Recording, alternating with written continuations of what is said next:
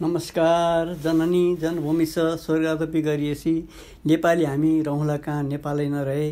देशभक्ति, सुशासन, पारदर्शी विधिको शासन, भ्रष्टाचारको अन्त्य, चरित्र निर्माण, मानव अधिकारको रक्षा हाम्रो अभियान। आज हामी सन्दर्भ जनवरी 5 नेपाल भारत देशघाती सम्झौता भाग 2 को बारेमा भन्न गइरहेका छौँ। 2080 साल पौष 20 गते अर्थात् जनवरी 5, 2024 में नेपाल भारत बीच भएको सार्वजनिक भएका सम्झौताले नेपालको हितभन्दा राष्ट्रघात र दूरगामी असर पर्छ। हिजो हामीले नेपालको संविधानको धारा 5 राष्ट्रहित प्रतिकूल भएको कुरा चर्चा गरेका थियौँ। यो विरोधको लागि विरोध गरेको किमार्थ होइन, यसले पछि नतिजा देखिन्छ नै। आज हामी यस प्रकारको सन्धि सम्झौता गर्ने काम सरकारले गर्छ, तर त्यो गर्नुपर्ने पूर्व कार्यहरू धेरै हुन्छन्। यस्ता कार्य गर्दा नेपालको मूल कानुन को र सो अन्तर्गत बनेका कानुन, विगतमा जुन विगतको मूल्याङ्कन, नागरिकको आवाज, अरू सङ्घ संस्थाको विचार, राष्ट्रहितका विषय, दूरगामी र दीर्घकालीन असर समेतको ख्याल राखेर अघि बढाउनु सान्दर्भिक हुन्छ र आवश्यक पनि छ। सरकार अर्थात् सत्ताधारी राजनीतिक दलले के गर्न चाहेको हो, स्थायी सरकार प्रशासन संयन्त्रबाट तयार गर्न लगाउनु पर्छ। यो प्रक्रियाका कुरा गर्दैछौँ हामी, आम नागरिकलाई थाहा नहुनु पनि सक्छ।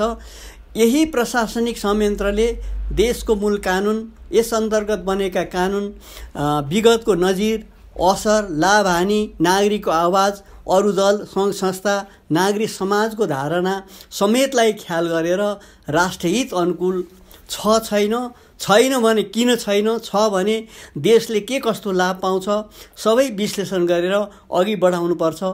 तर हामी कहाँ दुर्भाग्य स्थायी सरकार लगायतका सबै अङ्ग पङ्गु, भ्रष्ट, देशघाती देखिए। विदेशी गुप्तचरको रकम खाने, राजनीतिक दलको इसारामा चल्ने भइदिँदा स्वार्थी, भ्रष्ट, देशघाती राजनीतिक दलले के चाहेका छन्, विदेशीले के चाहेका छन्, के एजेन्डा ल्याएका छन्, त्यही हुने गरेको छ। अहिले माओ काङ्ग्रेसको सरकारले राष्ट्रघात गर्दा के स्थायी सरकार भनिएको निजामती प्रशासन के हेरेर बसेको थियो, जबकि जुन धनी र सफल देशमा देशको प्रशासन संयन्त्र राय सल्लाह बेगर कुनै पनि काम हुन सक्दैन। त्यही इन्डियाको कुरा गर्ने हो भने पनि ब्युरोक्राट्सले भनेभन्दा बढी, उसले राय दिएभन्दा बढी सरकारले कुनै पनि निर्णय गर्दैन। नेपालमा नागरिकका लागि देखाउनका लागि बनाएको संविधानको धारा 5 राष्ट्रहित, धारा 50 निर्देशक सिद्धान्तहरू, धारा 51 राज्यको नीति, धारा 52 राज्यको दायित्व, धारा 278 सन्धि सम्पन्न गर्ने अधिकार, धारा 279 सन्धि सम्झौताको अनुमोदन, सम्मिलन, स्वीकृति वा समर्थन को पनि विपरीत छ। अदालतसम्म पनि यसमा चुकिसकेको छ। त्यसैले यसमा कार्यविधिको कुरा गर्दाखेरि सुशासन, व्यवस्थापन तथा सञ्चालन ऐन 2064 को दफा 6 मा प्रशासनिक कार्य सञ्चालनका अधिकारहरूको बारेमा केही चर्चा गरेको छ। दफा 7 मा नेपाल सरकारले अख्तियार गर्ने नीतिको बारेमा उल्लेख गरेको छ। प्रशासनिक कार्यको सञ्चालन तथा जिम्मेवारीको तोकेको छ। त्यसमा दफा 10 मा मुख्य सचिव तथा निजको जिम्मेवारी भनिएको छ। दफा 11 मा सचिवको जिम्मेवारी छ। दफा अर्को प्रशासनिक कार्य सम्पादन गर्दा अपनाउनु पर्ने कार्यविधिको कुरा छ। दफा 14 मा निश्चित कार्यविधि अवलम्बन गर्नुपर्ने कार्यविधि तोकेको छ। निर्णयार्थ पारदर्शिता गर्नुपर्ने कुरा छ दफा 16 मा। दफा 17 मा निर्णय गर्दा आधार कारण खुलाउनु पर्ने कुरा छ। दफा 18 मा स्वार्थबाजीमा निर्णय गर्न नहुने कुरा छ। दफा 23 मा पदीय वा पेशागत आचरण सम्बन्धी कुरा छ। दफा 24 मा पदीय उत्तरदायित्वको विषयमा कुरा छ। दफा 28 मा जनताको सहभागिता र स्वामित्व सम्बन्धी व्यवस्था छ। दफा 30 मा सार्वजनिक सुनवाई गराउनु पर्ने व्यवस्था छ। दफा 33 मा अरूको अधिकार हस्तक्षेप गर्न नहुने कुरा छ। दफा 38 मा अनुगमन तथा मूल्याङ्कन समितिको कुरा छ। अत माथि अतिरिक्त अन्य विषयगत कानुनको व्यवस्था पालना गर्न आवश्यक छ भने विगतमा गरिएको सन्धि सम्झौता नागरिकले जुन गर्ने अविश्वास चिर्नको लागि सरकार र राजनीतिक दलले पारदर्शी काम गर्नु आवश्यक छ। अहिलेको सम्झौता देशलाई दूरगामी असर पार्नेछ। 2052 सालमा केपी शर्मा ओली जुन एमालेका नेता पूर्व प्रधानमन्त्री पनि हुन्, उनी नेता भइरहेको बेलामा महाकाली सन्धि गर्दा नेपाली काङ्ग्रेस र विशेष गरी तत्कालीन एमाले राष्ट्रघात गरेको थियो र उनले भन्थे महाकाली सन्धिले पश्चिमबाट सूर्य उदाउँछ, वार्षिक 1 खरब 30 करोडभन्दा बढी विद्युत बिक्रीबाट आउँछ भनेर भनेका थिए। यो हावादारी कुरा अहिले आएर चरितार्थ भएको छ। यसले गर्दाखेरि हामीले संक्षेपमा त चर्चा गऱ्यौँ। अब सुशासन व्यवस्था र सञ्चालन कार्यविधिको आवश्यकता किन परेछ भने यो देशमा जुन 2046 सालदेखिका जुन परिवर्तनकामी हौँ भन्नेले राष्ट्रघात गरेको कारणले यिनीहरूलाई बाँध्नको लागि यो कानुन बनेको थियो 64 सालमा। यो कानुनको मुख्य उद्देश्य के थियो त? प्रस्तावनामा के लेखेको थियो प्रस्तावना भने कानुनको शासन, भ्रष्टाचार मुक्त र चुस्त प्रशासन, विकेन्द्रीकरण, आर्थिक अनुशासन तथा सार्वजनिक कार्य र स्रोतको कुशल व्यवस्थापन जस्ता असल शासनको आधारभूत मान्यतालाई आत्मसात गरी सर्वसाधारणले पाउनुपर्ने सेवा छिटो, छरितो तथा कम खर्चिलो ढङ्गबाट पाउने व्यवस्था सिर्जना गर्न आवश्यक थियो।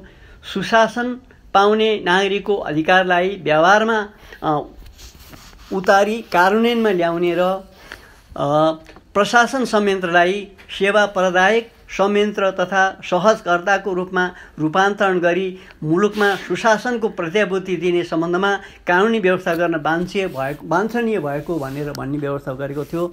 यसकारण यसमा सबै तहको काम, कर्तव्य र अधिकार किटान गरिएको छ। यसमा प्रशासनिक कार्य सञ्चालन गर्दा जुन दफा 6 ले राष्ट्र र जनताको बृहत्तर हित, समन्वय र समावेशीकरण, कानुनको शासन, मानव अधिकारको प्रत्याभूति, पारदर्शिता, वस्तुनिष्ठता, जवाफदेहिता तथा इमान्दारिता, आर्थिक अनुशासन, भ्रष्टाचार मुक्त, चुस्त र जनमुखी प्रशासन, प्रशासन संयन्त्रको तटस्थता तथा निष्पक्षता, प्रशासनिक संयन्त्रमा र निर्णयमा सर्वसाधारणको पहुँच, विकेन्द्रीकरण तथा अधिकार निक्षेपण, जनसहभागिता तथा स्थानीय स्रोतको अधिकतम परिचालनको कुरा यसमा छ। अब सुशासन कायम गर्न सम्बन्धित पदाधिकारीको कर्तव्य हुने व्यवस्थामा मुलुकमा सुशासन कायम गर्न र सर्वसाधारणलाई समयमा नै त्यसको प्रतिफल उपलब्ध गराउने उद्देश्यले यस ऐन वा अन्य प्रचलित कानुन बमोजिम नेपाल सरकारको प्रशासनिक कार्य छिटो, छरितो ढङ्गले सञ्चालन गराउनु सम्बन्धित पदाधिकारीको कर्तव्य तोकेको छ। यस्तै मन्त्रीको जिम्मेवारी छ। मन्त्रीको काम संविधान तथा अन्य प्रचलित कानुनमा उल्लेखित जिम्मेवारीको साथै आफूले सम्हालेको मन्त्रालयबाट सम्पादन हुने कार्य, सम्बन्धित नीतिगत विषय लगायत सम्पूर्ण आवश्यक कार्य समयमा नै सम्पादन गर्ने गराउने समग्र जिम्मेवारी सम्बन्धित मन्त्रीको हुन्छ। त्यस्तै मुख्य सचिवको कुरा गरौँ। प्रधानमन्त्रीको सुपरभिजन तथा निर्देशनको अधीनमा रही प्रधानमन्त्री तथा मन्त्री परिषदको कार्यालयको प्रशासनिक प्रमुखको रूपमा सो कार्यालयको कार्य सम्पादन गर्ने कुरा छ। नेपाल सरकारको सचिव तथा अन्य विशिष्ट श्रेणीका अधिकृतको सुपरवेक्षकको हैसियतले निजले सम्पादन गरेको कार्यको सुपरवेक्षण गर्ने तथा सचिवले सम्पादन गर्ने प्रशासनिक कार्यको सम्बन्धमा आवश्यक निर्देशन दिने कुरा छ। विभिन्न मन्त्रालय तथा अन्य सम्बद्ध निकायको प्रशासनिक काम कारबाहीलाई समन्वय गराउने कुरा छ। शासकीय सुधारलाई मुलुकी प्रशासनको अभिन्न अङ्गको रूपमा कार्यान्वयन गर्ने वा गराउने कुरा छ। मन्त्री परिषदको सचिवको रूपमा काम गर्ने र तोकिएको हैसियत मन्त्री परिषदको निर्णय प्रमाणित गर्ने कुरा छ। नेपाल सरकार मन्त्री परिषदका निर्णय कार्यान्वयन गर्ने गराउन सम्बन्धित मन्त्रालयहरूलाई परिचालन गर्ने गराउने कुरा पनि यसमा छ। यस्तै जुन नेपाल पक्ष भएका द्विपक्षीय तथा बहुपक्षीय सन्धि सम्झौता कार्यान्वयनमा स्थितिको अनुगमन गर्ने कुरा छ। सन्धि सम्झौता गर्दा तयार गर्नुपर्ने कुरा पनि छ। सचिवको जिम्मेवारी पनि यसै गरी तोकिएको छ। यस्तै विभागीय प्रमुखको जिम्मेवारी छ र कार्यालय प्रमुखको कर्तव्यको जिम्मेवारी पनि छ। यसमा निर्णय गर्दा आधार र कारण खुलाउनु पर्ने कुरा छ, निर्णय गर्दा पारदर्शी कायम गर्नुपर्ने कुरा छ। हामीले सार संक्षेपमा भनिसक्यौँ। यो नेपालको संविधान 2072 र नेपाल सुशासन ऐन 2064 अनुसार जुन व्यवस्था गरेको छ त्यो व्यवस्थाले के भन्छ भने स्वेच्छाचारी रूपमा कुनै पनि सरकारलाई, कुनै पनि प्रशासनिक निकायलाई काम कारबाही गर्ने अधिकार राख्दैन र नागरिकले बारम्बार सरकारले गरेको कामप्रति अविश्वास सिर्जना गरेको र यसले प्रतिफल नदिइरहेको अवस्थामा अहिले जुन नागरिकको आवाजलाई लत्याउँदै यो माओ काङ्ग्रेसको सरकारले जुन एउटा लम्पसारवादको रूपमा जुन यो विद्युत व्यापारको कुरा र त्यसपछि यो भारतीय राजदूतावासले 20 करोड सिधै खर्च गर्न पाउने कुरा लगायत अरू के छन्, अरू देशघाती सन्धि सम्झौता गरेको छ, यसको बारेमा बजारमा प्रशस्त आवाज उठेको छ। तर सरकार यसमा ढाकछोप गर्न मात्रै लागि परेको छ। हामी के भन्न चाहन्छौँ भने आम नागरिकले देशमा बनेका कानुनहरू पर्याप्त छन् कि छैनन्, ती कानुन कस्ता बनेका छन्, त्यसको सही कार्यान्वयन भयो कि भएन भन्नेतिर पनि चनाखो हुनु अति आवश्यक छ। एउटा सभ्य मुलुकमा र सभ्य नागरिकले कानुनी राज भएको ठाउँमा नागरिकले पनि कानुन मान्नुपर्छ। कुनै कानुन कामयाब भएन, काम लाग्ने भएन भने त्यो संशोधन वा खारेजको लागि माग गर्ने अधिकार राख्दछ नागरिकले। अहिलेसम्म देशमा 7वटा संविधान परिवर्तन भइसकेको अवस्था हो। यसैको कडीमा अर्को संविधान पनि परिवर्तन हुनसक्छ। तर संशोधन वा खारेज नभएसम्म भइरहेको कानुनहरू सही रूपमा कार्यान्वयन हुन र त्यसलाई परिमार्जन गर्न आवाज दबाब दिनुपर्छ।